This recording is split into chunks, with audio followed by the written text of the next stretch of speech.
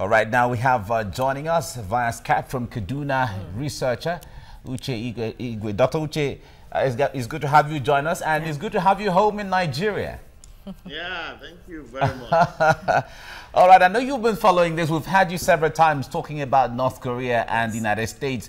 Now, with this recent development now, there are even other watchers are saying that the United States, the rhetorics and the posture of the president is not helping matters at all when it comes to escalating the tensions in the Korean Peninsula. Well, I want to join everyone who is calling for the immediate cessation of verbal hostilities on both sides, both on the part of the U.S. President Donald Trump and the part of the leader of North Korea, Kim Jong-un. I think that what is critical right now is that both sides should cease the threats that are issuing at one another and find ways to return to the negotiation table.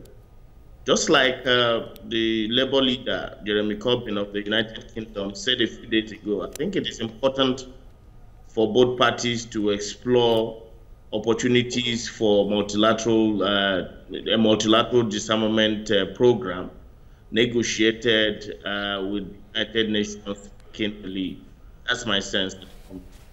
All right, now, of course, there are so many issues to be, drawn from what you just said. First off, will North Korea see to any form of disarmament? Because that is the only thing it seems it has, and that's the only thing it seems it's using to get attention from countries of the world. Yes, of course, President Trump has been accused of causing more problem one tweet at a time.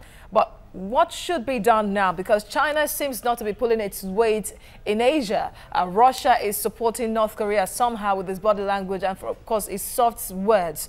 What options are there? Past presidents in the U.S. used strategic response, they used strategic patience.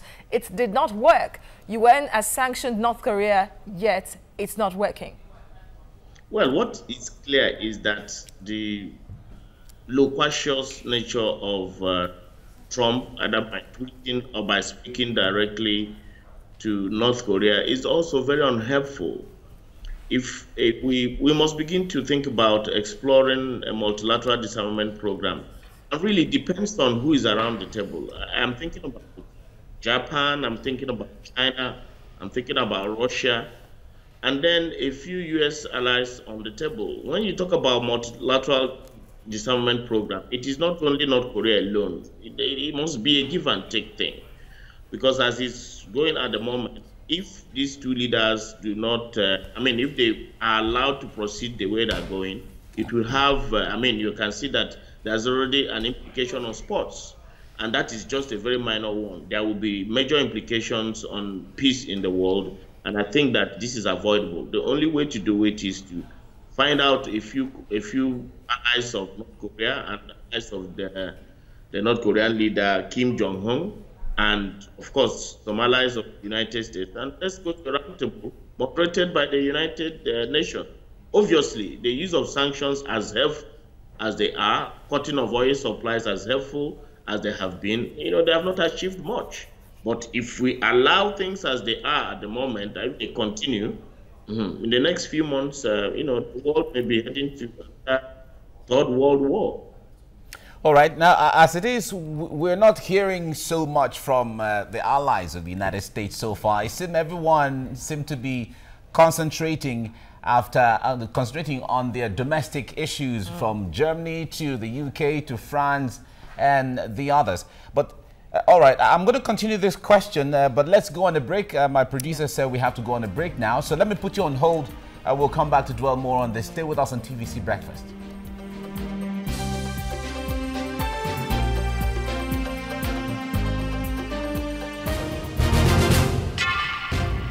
Right, if you're just joining us, you're watching TVC Breakfast, and we're discussing the tensions between the North Korea and United States.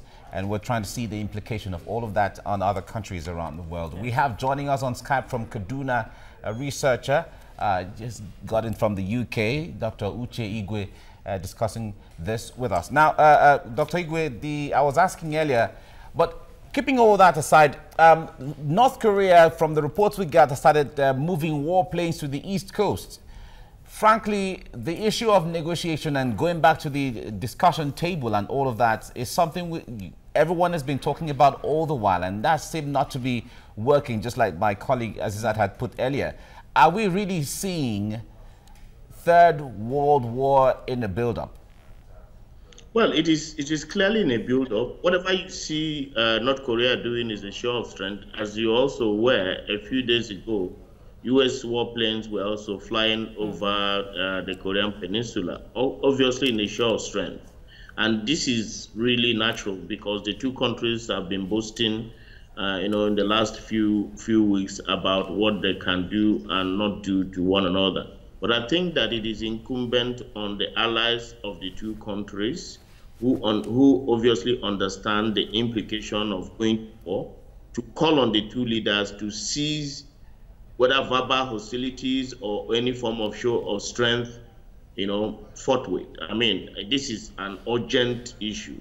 And like I told you earlier, the Labour leader in the United States, in the United Kingdom, Jeremy Corbyn, talked about it. And I think that, in that line, so many other leaders need to join to call on Donald Trump to cease,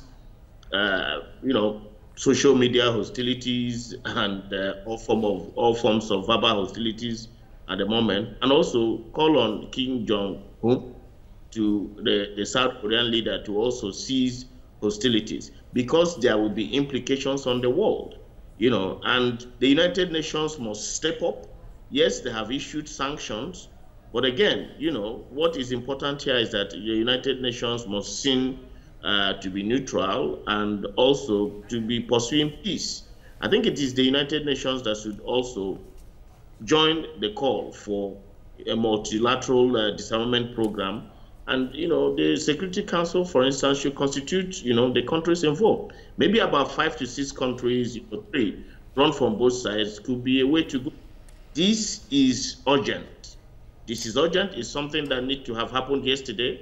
And I think that is the only way to avert, the looming Third World War at the moment. And with the way things are going now, it brings to mind again some of the statements of President Donald Trump about the United Nations, that it seems to be that it is a glorified club of big companies that are supposed to be countries, but are behaving like companies, really.